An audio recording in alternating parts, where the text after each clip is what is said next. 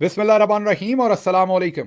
1 अक्टूबर पाकिस्तान में बुध की दोपहर और सबसे पहले काउंटडाउन 59 डेज टू गो। 59 दिन रह गए हैं फील्ड मार्शल आसिम मुनीर की दूसरी रिटायरमेंट और मुल्क में नए आर्मी चीफ के आने में। अब चलते हैं जरा आज की अहम खबरों की तरफ और पहली खबर ही फील्ड मार्शल साहब की एक्सटेंशन से रिलेटेड ही है। मैंने आपको बताया था कि बाकी मानदा दिन आराम से नहीं गुजरने, हर दिन मुश्किल होगा पाकिस्तान के लिए, पाकिस्तान की आवाम के लिए, फील्ड मार्शल के लिए और पूरे खित्ते के लिए। पिछले चंद दिन तो पूरे खित्ते और पाकिस्तान की आवाम के लिए मुश्किल थे ही, आज का दिन फील्ड मार्शल के लिए मुश्किल है। मैंने आपको बताया था हर दिन नई सर्कस लगेगी। आज की सर्कस एमल वली खान के नाम। जब से फील्ड मार्शल ने अपना ये इक़्तिदार संभाला है, आज पहले दिन उन्हें पीटीआई से हटके किसी और ने भरपूर तरीके से तनकीद का निशाना बनाया है। ऐसा हमला उन पर किया है कि फील्ड मार्शल को मुद्दतों याद रहेगा। इसके अंदर क्या खबर है, बिटवीन द लाइंस क्या बात है, इस पर भी बात करते हैं। लेकिन पहले जरा आपके सामने रख दें कि हुआ क्या है। एमल वली खान साहब ने आर्मी चीफ को फड़का दिया है या खड़का दिया है, ऐसा हमला किया है जो कोई भी एक्सपेक्ट नहीं कर रहा था, कम से कम उनसे। उन्होंने कहा है कि आज का आर्मी चीफ किस हैसियत में दुनिया के दौरे कर रहा है और सूट केसों में ज़मीनी वसाइल जो मिनरल्स वगैरह हैं वो उठाकर फिर रहा है। उन्होंने कहा ये क्या मजाक है। थोड़ा सा वो बुलशिट कहने लगे थे, फिर मेरा ख्याल रुक गए, या नॉनसेंस कहने लगे थे, फिर रुक गए, गुस्सा होने बड़ा आया, वो रुक गए। दिल तो उनका ये था कि वो और भी खरी खरी क्या, बस मतलब मीठी तुर्श खट्टी सारी बातें ही फील्ड मार्शल को सुना दें, लेकिन फिर वो रुक गए। उन्होंने कहा कौम के साथ खुला मजाक नहीं तो और क्या है। जो मंजर सामने आया है वो एक ब्रांड स्टोर से कम नहीं। अंदर मैनेजर खुशी खुशी बैठा है और बाहर दुकानदार आवाज़ें लगा रहा है, आओ हमारे पास सब कुछ है, ले लो। एमल वली खान साहब ने अब दुकानदार पता नहीं किसको कहा है, लेकिन कम से कम सेल्समैन जो है वो उन्होंने फील्ड मार्शल आसिम मुनीर को बता दिया है। मतलब दुकान पे रखा हुआ वो लड़का जो बाहर खड़ा होकर नारे लगाता है या बाहर खड़ा होकर आवाज़ें लगाता है कि हमारे पास ये चीज़ है, आओ दुकान के अंदर आकर ले लो, वो फील्ड मार्शल को वो लड़का बनाकर उन्होंने पेश कर दिया है जो दुकान के सामने खड़े हैं। अब इसके दो पहलू हो सकते हैं, दोनों पहलू डिस्कस करते हैं, लेकिन उससे पहले ज़रा एमल वली खान की स्टेटमेंट जो उन्होंने दी है उसको सुनिए।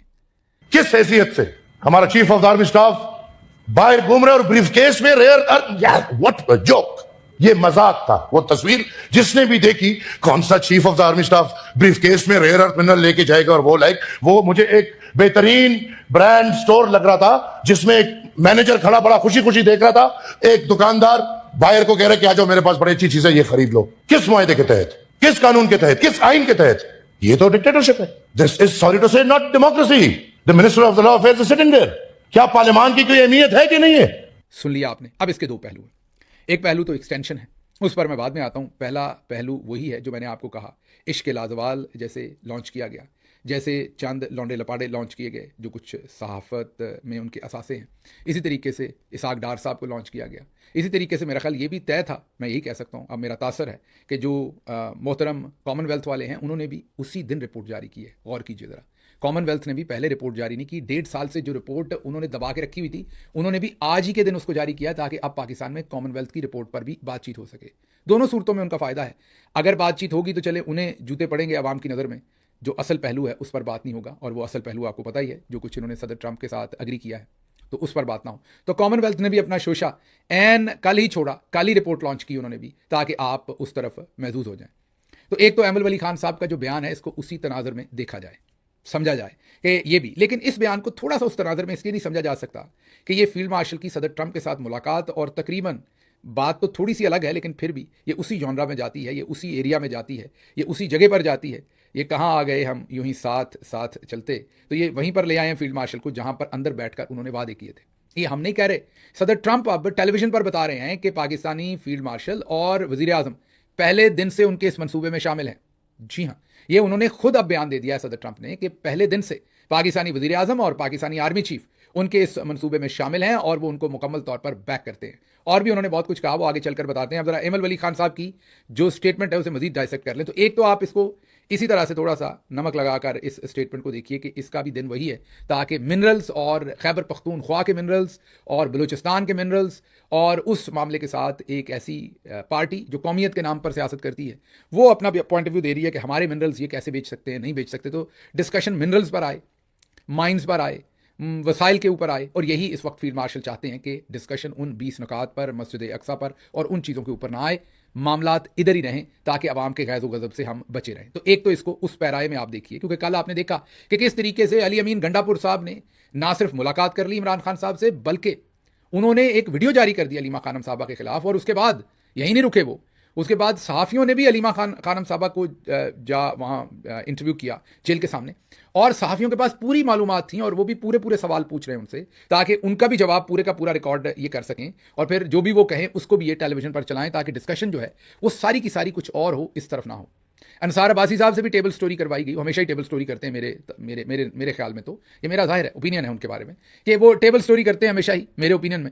और फिर एक दफ़ा करवाई गई कि इमरान खान के साथ मुज़ाकरात हो रहे हैं पीटे, ये कोई मेरा ख्याल है 78वीं स्टोरी है उनकी, 78th, ये 78th मेरे ख्याल में उनका झूठ है, जो वो बार बार लिख रहे हैं कि इमरान खान से मुज़ाकरात हो रहे हैं। जब किसी कर्नल साहब को चाहिए होता है वो उनसे ये टेबल स्टोरी करवा देते हैं। तो अंसार अब्बासी साहब ने भी एक और गंद मारा है, एक बार फिर कहा है कि इमरान खान से मुज़ाकरात हो रहे हैं, और तहरीक इंसाफ के एक सीनियर लीडर ने उनको बताया है कि वो चाह रहे हैं कि इमरान खान बगैर किसी शर्त के मुज़ाकरात कर लें। तो ये वो बकवास है जो बार बार इनकी स्टोरीज़ में, अंसार अब्बासी साहब की स्टोरीज़ में लिखी जाती है, और इसका झूठ के अलावा कोई लेना देना नहीं है। अंसार अब्बासी साहब मेरे ख्याल में तासर यही बनता है कि वो जर्नैलों के घटिया तरीन टाउट हैं, और जब जब वो कहते हैं तब तब वो ये स्टोरीज़ करते हैं। तो अब अहमद वली खान साहब को एक तो उधर जोड़ा जाए, लेकिन दूसरा चलें उधर भी रखा जाए, तो मजबूरी ज़रा गौर कीजिए कैसी है कि पाकिस्तान की पार्लियामेंट में, सेनेट में खड़े होकर वो कहते हैं कि क्या नॉनसेंस है, ये आर्मी चीफ है या मजाक है। तो वो आर्मी चीफ को अब मजाक कह रहे हैं, वो आर्मी चीफ को वो कुछ सुना रहे हैं, तो क्या इससे army chief is army, army is chief, तो अब आर्मी की इज्जत कम नहीं होती? यहाँ आप ही हमें बताते हैं chief is army, army is chief, तो क्या अब आर्मी की इज्जत कम नहीं होती कि आपके आर्मी चीफ को बाहर खड़ा हुआ एक आवाज़ें देने वाला लड़का या एक सेल्समैन के साथ अब तशबीह दी जा रही? और काम भी उन्होंने वैसे अच्छा नहीं किया था, लेकिन जिस तरीके से अहमद वली साहब ने उन्हें एक्सप्लेन किया है, आपको ज़रा गुस्सा नहीं आ रहा? आपको ज़रा इदारे की डिग्निटी और इंटेग्रिटी का ख्याल नहीं आ रहा? तो आपको क्या आर्मी चीफ से पहले तो सवाल पूछना चाहिए कि उन्होंने ये हरकत क्यों की थी? यही काम साथ को बंदा खड़ा कर लेते, वो कर देता, कोई ले जाते बंदा पाकिस्तान से जो बल्कि इनको जो बेहतर एक्सप्लेन कर सकता, जो इनके बारे में जानता होता, उसको। हम गवर्नमेंट में रहे, हमें पता है वो बंदा पीछे स्टैंड बाय रह सकता था, सदर ट्रंप से इजाज़त लेके उसी टाइम उसको अंदर बुलाया जाना था, सिक्योरिटी क्लियरेंस उसकी पहले ही होनी थी, उसने बाहर खड़े होना था, उसने आके ब्रीफिंग दे देनी थी सदर ट्रंप को कि ये चीज़ें हम आपको बेच रहे हैं या दे रहे हैं या जो भी कर रहे हैं। लेकिन क्योंकि हमें लत्थी चढ़ी की है ही नहीं, तो अब हम अहमद वली से मुक्के खा रहे हैं, पता नहीं क्या कुछ खा रहे हैं पार्लियामेंट के अंदर। उसने धुलाई करके रख दी है, कुछ पल्ले नहीं छोड़ा उसने आर्मी चीफ के, मेरे अल्फाज में अगर आप मुझसे जानना चाहें। और ये मैं आपको बता दूं कि ये एक्सटेंशन से जुड़ी हुई ये पहला हमला है उनके ऊपर। अब जैसे जैसे दिन गुजरने एक्सटेंशन मिल भी सकती है, क्योंकि अब जो कुछ आर्मी चीफ ने कर दिया उसके बाद तो एक्सटेंशन ही एक्सटेंशन है। लेकिन मैं आपको ये बता दूं कि उनका बुरा वक्त शुरू हो गया है। जब आपकी वर्दी के ऊपर एक्सटेंशन वाली फीती लग जाती है ना, पट्टी लग जाती है, तो उसके बाद आप उतने ताकतवर नहीं होते। आप ऐसे ही है जैसे अब आपको डायबिटीज़ की वो जो इंसुलिन के आप इंजेक्शन लेते हैं ना, वो लगाने पड़ते हैं, तो वो आपके साथ ही रहते हैं जहाँ भी आपने जाना होता है, दवाई के बगैर आप जी नहीं सकते। तो एक्सटेंशन जब आप ले लेते हैं तो आप एक किस्म की इंसुलिन पे लग जाते हैं, उसके बगैर फिर आप जी नहीं सकते, मीन नौकरी नहीं कर सकते, आप पहले वाले जर्नैल नहीं होते। तो इसलिए ये ज़हन में रखिए कि अब हर गुजरता दिन जो है उसमें फील्ड मार्शल साहब को कमज़ोर करना है, तगड़ा नहीं करना, क्योंकि उनकी उल्टी गिनती शुरू करने का ऐलान मैंने नहीं, आज अहमद वली खान ने किया है। उनको भरपूर तरीके से लताड़ा है और उनके पल्ले कख नहीं पार्लियामेंट के अंदर छोड़ा। आगे चलते हैं। अब एक तरफ फील्ड मार्शल का ये शौक है, दूसरी तरफ उनका जो इतलात व नशरियात का मीन ISPR और दूसरा सिविलियन इलाका है। 50 अरब रुपया अभी तक इश्तिहारात और इन चीज़ों पर सिविलियन साइड के ऊपर एक मुहतात अंदाज़ा है कि दोनों साइड के ऊपर पैसा खर्च किया जा चुका है। अभी हाल ही में शहबाज शरीफ ने जो तकरीर की यूनाइटेड नेशंस में, उसे तकरीबन 1 लाख के करीब लोगों ने देखा। इमरान खान की तकरीर को कोई 7.5 मिलियन लोगों ने देखा था जो उन्होंने यूनाइटेड नेशंस में की थी। अब 1 लाख के ऊपर वो तकरीर जाके रुक गई। अब क्योंकि हमने इमरान खान की तरह का शहबाज शरीफ को बनाना है। आपने कभी वो साशे पैक शैम्पू देखे? एक बोतल होती है शैम्पू की बड़ी, एक साशे पैक होता है। तो इनका दिल है कि चलो और कुछ नहीं तो साशे पैक ही बना लें हम इमरान खान का, शहबाज शरीफ को। तो अब पैसे लगाए गए, ऐड लगाए गए हैं, और उनकी ऐड लगा के, ऐड का क्या होता है कि अगर मेरे इस व्लॉग पर मैं ऐड लगा दूं, जैसे कि पाकिस्तान में एक लौंडा है उसके व्लॉग्स के ऊपर ऐड लगाए जाते हैं और पैसा पीछे से, हमारा तासर तो यही है कि ISPR की तरफ से लगता है। तो वो जो लौंडा जी हैं उनके फिर व्लॉग आपको ऊपर जाते हुए नजर आएंगे, क्योंकि वो ऐड लगता है। तो ऐड से होता क्या है कि जाहिर है जब ऐड आएगी तो ज़्यादा लोग क्लिक करेंगे, तो वो आपकी व्यूअरशिप बढ़ती जाती है। तो शहबाज शरीफ साहब के साथ भी यही किया गया है कि ऐड लगा दिया गया है, उनकी धुम के साथ डब्बा बांध दिया गया है। तो वो 1 लाख से जो पहले 24 घंटे में, क्योंकि तकरीर सबसे ज़्यादा पहले 24 घंटे में देखी जाती है, ये ज़हन में रखिएगा, 48 घंटे में वो गुजर गए। लेकिन उसके बाद शहबाज शरीफ साहब की तकरीर अब एकदम से 1.3 मिलियन पे पहुंच गई। अब ये पैसा लगाते रहेंगे जब तक उसे इमरान खान से ऊपर ना कर लें या ये ना दिखा दें। लेकिन शहबाज शरीफ बेचारे तो वहाँ पर आए थे, करीमा दुरुस्त नहीं पढ़ सके, कोई बात ठीक नहीं कर सके। हाँ ये ज़रूर है, मैंने पहले भी आपको बताया था कि एक इजरायली एक्टिंग एकेडमी के बंदे को बुला के शहबाज शरीफ की ट्रेनिंग करवाई गई थी कि इमरान खान कैसे बॉडी लैंग्वेज यूज़ करते हैं। आपने भी वैसे करनी कोशिश की उन्होंने, लेकिन आप फिर साशे पैक तो साशे पैक ही होता है, वो कितनी बेचारा कोशिश कर लेगा। एनीवेज, तो एक तो ये काम चल रहा है। अब आगे चलते हैं कि सदर ट्रंप ने अपने जो सारे जनरल्स और कमांडर्स बुलाए थे उनके साथ उन्होंने तकरीर शकीर की है। एक तो उन्होंने वहाँ दिखाया है कि हमारे जो जर्नल्स हैं उनको, मीन एक तो हमारे हैं, हमारे तो जर्नल्स जो हैं वो अल्लाह की तरफ से ऐसा भेजा हुआ कौम पे तोहफा है कि आपने अगर उनकी शान में कुछ कह दिया तो फिर आप मुल्क के गद्दार करार पाए। वहाँ पर क्या बात हो रही है, उन्होंने सबसे पहले तो सहाफ़ियों से सदर ट्रंप बात कर रहे थे। उन्होंने सहाफ़ियों को बताया कि मैं अभी जर्नल्स के साथ बात करने जा रहा हूँ और जो जर्नल मुझे पसंद ना आया वो मैंने निकाल देना है, जो भी जर्नल मुझे पसंद ना आया वो मैंने निकाल देना है। उसके बाद वो गए, वही बात उन्होंने अंदर जर्नल्स के सामने भी की। जब उन्होंने तकरीर की, उन्होंने कहा किसी को मेरी बातें पसंद नहीं है वो दरवाज़ा बाहर निकल जाओ, लेकिन जहन में रखना साथ ही रैंक और तुम्हारी सर्विस भी बाहर जाएगी। ये उन्होंने जर्नल्स को खिताब करते हुए लाइव कहा। ये दोनों 10-10 सेकंड की या 5-5 सेकंड की स्टेटमेंट्स हैं, सुनिए। Going to be meeting with generals and with admirals and with leaders, and if I don't like somebody, I'm going to fire him right on the spot. You can do anything you want. If you don't like what I'm saying, you can leave the room. Of course, there goes your rank, there goes your future. सुन लिया आपने। अब ये सदर Trump ने उनके साथ किया। उनके जो वज़ीर दिफा हैं उन्होंने उससे भी आगे काम कर दिया। उन्होंने कहा ये जो मोटे मोटे पेटों वाले जनरल हैं, फैट, ये नहीं चाहिए हमें, कोई फैट जनरल नहीं होगा। उन्होंने कहा मर्दाना किस्म के जनरल चाहिए, मूंछों वाले, बड़े बड़े बालों वाले, दाढ़ी वाले, बिन बड़े हुए बाल, उन्होंने लफ्ज़ कहा, मूंछों दाढ़ी की बात तो इतनी नहीं हुई, बड़े हुए बाल जो हैं उन्होंने कहा ये नहीं चाहिए, बिल्कुल हमें फिट फाट किस्म के जनरल चाहिए। अब कल से पाकिस्तान के भी वो पता नहीं कोर कमांडर्स की कॉन्फ्रेंस की है, कहाँ की है, वो पता नहीं जाली तस्वीर बनाई हुई है, जो बेचारे मेरी तरह के थोड़े से हल्के से ओवरवेट हैं उनको तनकीद का निशाना बना रहे हैं। भाई वो बात यहाँ के लिए नहीं हुई, वहाँ के लिए हुई है, आप हर चीज़ को इधर ना सीरियस ले लिया करें। तो ये सूरत हाल हुई है जी। वहाँ पर जो उनके वज़ीर दिफा हैं वो कह रहे हैं कि पतले हो जाओ, जो भी मोटा हुआ उसको निकाल के बाहर कर देंगे। अब ज़रा कश्मीर की खबर ले लें, क्योंकि वहाँ पर भी बड़ा खड़ाक चल रहा है कश्मीर में। एक तो कोहाला एंट्री पॉइंट जो है, जहाँ से आज़ाद कश्मीर और मुल्क का जो दूसरा हिस्सा या पाकिस्तान मिलता है, जहाँ पर कोहाला एंट्री पॉइंट जो है, वहाँ पर भारी पत्थर रखकर पाकिस्तान के अंदर आने वाला रास्ता जो है उसको बंद कर दिया गया है और वहाँ पर कश्मीरी पहरा भी दे रहे हैं। उसके साथ साथ डुडियाल, जो कश्मीर का महंगा तरीन इलाकों में से एक इलाका है, कारोबारी इलाका आप समझ लें, वो पिछले तकरीबन आप ये कह लें कि 48 घंटे से या 24 घंटे से ज़्यादा हो चुका है, वो बंद है। और कश्मीरियों ने अब ऐलान किया है वहाँ की ये बंद ही रहेगा, इसको हम नहीं खोलेंगे 48 घंटे से ज़्यादा। सड़कें, दुकानें, सब कुछ बंद है। और अब कश्मीर वालों ने यह भी फैसला किया है कि तमाम छोटे शहरों से वो मुजफ्फराबाद की तरफ जाने चाह रहे हैं, क्योंकि वो उनका दारुल हुकूमत है और वहाँ पर असम्बली है, कोर्ट है, सारी करप्शन वहीं पर हो रही है, जैसे इधर हो रही है उधर भी हो रही है, जाहिर है। तो उन्होंने अब कोटली से, दूसरी तमाम जगहों से, मीरपुर से, अब उन्होंने फैसला किया है कि हमने आज़ाद कश्मीर अपना मुजफ्फराबाद जाना, गढ़ कह दिया माजरत, तो मुजफ्फराबाद जाने का उन्होंने फैसला कर लिया है। अब ये भी बहुत तशवीशनाक सूरत हाल है। इसके साथ साथ यही नहीं, जो यहाँ से मैंने आपको बताया था, ब्रिगेडियर फाइक साहब जो लाहौर में होते थे, कर्नल होते थे, तरक्की पाकर ब्रिगेडियर बने और वो आज़ाद कश्मीर चले गए। उन्होंने वहाँ वही तरीके इस्तेमाल किए जो लाहौर में करते थे, लेकिन आगे जाहिर है वो पंजाब की आवाम नहीं, आगे कश्मीर वाले हैं। कश्मीर वाले मामले को ज़रा थोड़ा सीरियस लेते हैं और ये वो इंडियन फोर्स को बता चुके हैं बहुत देर से।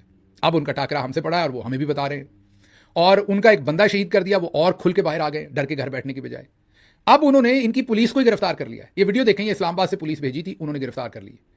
इनसे कईयों से नाक से लकीरें निकलवाई गई हैं, कईयों से बैठ के निकलवाई गई हैं, माफिया मंगवाई गई हैं। अब ये जो इन्होंने जुल्म करने के लिए, क्योंकि वहाँ की पुलिस ने कहा हमने अपने शहरियों के ऊपर गोली नहीं चलानी, हमने अपनी शहरियों पर लाठी नहीं चलानी, ये काम हम नहीं करेंगे, जिंदाबाद, हम उनकी तहसीन करते। पुलिस होनी ही ऐसी चाहिए जो अपने शहरियों पर, और सुप्रीम कोर्ट ऑफ पाकिस्तान का फैसला है कि आप पाकिस्तान का कोई इदारा, उसमें सारे इदारे शामिल हैं, कोई इदारा गैर कानूनी और गैर आइनी अहकामात कोई एहलकार किसी के ना माने। ये supreme court of Pakistan Anita Turab case में भी फैसला दे चुकी है, air marshal Asghar Khan case में भी फैसला दे चुकी है, 2 दफ़ा फैसले दे चुकी। यही बात मैंने कही थी, तो गद्दारी और बगावत के मुकदमे बना के मुझे और अरशद शरीफ साहब और खावर गुमन और बहुत सारे हमारे जो मोहतरम सहाफ़ी हजरात थे एयरवाई के, उन सबको इसमें तुन दिया था। जो एयरवाई के इस वक्त के प्रेसिडेंट हैं अमाद यूसुफ, उनको भी उठा लिया था उनके घर से। तो ये सुप्रीम कोर्ट ने 2 दफ़ा फैसला दिया हुआ था और वो मैं कह बैठा था टेलीविजन के ऊपर, और उसके बाद क्या कुछ हुआ। बस उस वक्त तो हालात इतना था कि जगह इतनी नहीं खुली थी, मैंने शायद वक्त से पहले अजान दे दी थी मैं यही कह सकता हूँ, मैंने अजान शायद वक्त से पहले दे दी थी। तो मेरी पार्टी में भी कोई शाज ही उस स्टेटमेंट को ओन कर रहा था, बाकी सारे कह रहे हैं बात तो उसने गलत की है नहीं करनी चाहिए थी। उसके बाद खुद सारे उस मतलब कि वही बातें फिर हुई हैं, आज वही बातें हो रही हैं कि आइन के अंदर बात होनी चाहिए, क्योंकि वो बात फिर बढ़ती 26 नवंबर को जब लोगों के सरों में गोलियां मारी गई, तो फिर सबको कहना पड़ा कि एनफ इज एनफ। जो फोर्सेज हैं, वो हमारी फौज हो, पुलिस हो, कोई भी हो, उसे किसी आइन कानून, किसी दायरे के अंदर रह के काम करना है, ऐसे नहीं किया जा सकता। लेकिन जब मैंने ये कहा था, हालांकि सुप्रीम कोर्ट के 2 फैसलों के बाद कहा था, तो मुझे ऐसा ही लगा था कि मैं अब रांदा दरगाह हो गया हूं और मैं एक ऐसा शख्स हो गया हूं पूरे पाकिस्तान में जिससे आप तो प्यार करते थे सबके सब, लेकिन मेरे जानने वाला कोई भी मुझे ओन करने को तैयार नहीं था। मैं बिल्कुल अकेला था उस टाइम, और जाहिर है इमरान खान साहब मुझे सपोर्ट कर रहे थे, बाहर निकले, उन पर भी मुकदमे हुए, लेकिन बाकी जो मेरे दाएं बाएं मेरे साथ कोई ना खड़े होने को तैयार था, ना जिम्मेदारी लेने को तैयार था, बल्कि यकीन कीजिए मुझे कोई मिलने को तैयार नहीं था। उसकी वजह यह थी कि इतना डर था कि दूसरी तरफ से मेरे बारे में बता दिया गया था कि इसे नहीं छोड़ना, बाकी जो भी हो जाए। लेकिन बहरहाल मैं अपना यहाँ पर किस्सा नहीं दोहराना चाहता, मुझे बुरा लगता है कि आप वो जो हो चुका उसको मैं रोज़ आगे कपड़े धोऊं, और मैं कोई हमदर्दी आपसे नहीं समेट रहा, मैं सिर्फ आपको बता रहा हूँ कि ये स्टेटमेंट जो है वो क्या हुई थी उस टाइम, इसी तरह की स्टेटमेंट दी थी। तो आगे चलते हैं। अब जी एक तो ये सूरत हाल हो गई, आपको ये समझ आ जाए। जो अवामी एक्शन कमेटी कश्मीर के मरकजी रहनुमा शौकत नवाज मीर हैं, उन्होंने कहा कि हम अब हुकूमत नहीं इदारों को डिस्कस करेंगे। फौज की तरफ इशारा कर रहे हैं। हम इस तरफ जाना नहीं चाह रहे थे, लेकिन हमें गोलियां मारी गई, और हमें गालियां भी दी गई और गोलियां भी मारी गई। हम बैनुल-अक़वामी इदारों को भी इसमें शामिल करेंगे। वो को होश के नाखुन लो। ये मैं मीर साहब को नहीं कह रहा, ये मैं हमारे जो सारे हुकूमतों में बैठे हैं उनको कह रहा हूँ। ये इसी सिमत जाने से हम आपको रोकते थे ना कि ना जाएं। अब अगर आज़ाद कश्मीर के लोग कहेंगे बैरूनी इदारों को कि हमें इंसाफ दिलाओ, तो इंडिया क्या कहेगा? और आपका जो सारे का सारा जो एक मुकदमा था कि मकबूजा कश्मीर में जुल्म होता है, अब वही बर्पा कर रहे हैं आज़ाद कश्मीर में। तो ये आप किस तरफ चल पड़े हैं? मुल्क का क्या करना चाहते हैं? इसमें से क्या निकालना चाहते हैं? खुदा का वास्ता सोचें, और एक दफ़ा आपको ख्याल होना चाहिए। अच्छा जी, इंडोनेशिया ने 20,000 फौजी फ़लस्तीन भेजने का फैसला किया है। जाहिर है ये वैसे नहीं, लड़ने के लिए नहीं भेजने को फैसला किया, ये जो सदर ट्रंप का प्रोग्राम है उसमें भेजने का। और इसहाक डार साहब कह रहे हैं हमने भी भेजने, हम भी फैसला करेंगे। अब इस पर बहुत ही उम्दा तजिया किया है जनाब हबीब अकरम साहब ने। उन्होंने कहा है कि बुनियादी तौर पर वहाँ पर जो फ़लस्तीनी हमास है या दूसरे हैं जिनके पास असलहा है या जो वहाँ पर मसल्ला है, उनको अब गैर मसल्ला करने की जिम्मेदारी मुसलमान मुल्कों को दी जाएगी। मतलब उनको गैर मसल्ला करने की, जाहिर है लड़ाई तो हो रही है बड़ी मुद्दत से इसराइल की और उनकी, या इसराइली फोर्सेस की या उनकी, अभी तक इसराइल उनको गैर मुसल्ले नहीं कर सका। तो हबीब अकरम साहब कहते हैं कि उनको अब गैर मुसल्ला करने का प्लान जो है वो तरतीब दिया गया है, और नई force ISF international stabilisation force बनाई जाएगी, और ये फोर्स जो है उनको गैर मुसल्ला करेगी। जाहिर है मुसलमानों की फोर्स होगी ज़्यादातर। तो जब वो एक दफ़ा गैर मुसल्ला हो जाएंगे, जो काम बड़ी देर से इसराइल करना चाहता था वो अब ये करके उनको दे देंगे, तो फिर क्या होगा फ़लस्तीन के अंदर वो किसी को नहीं पता। तो हबीब अकरम साहब ने उस तरफ इशारा किया है कि कुछ होश के नाखुन जो हैं वो लेने चाहिए।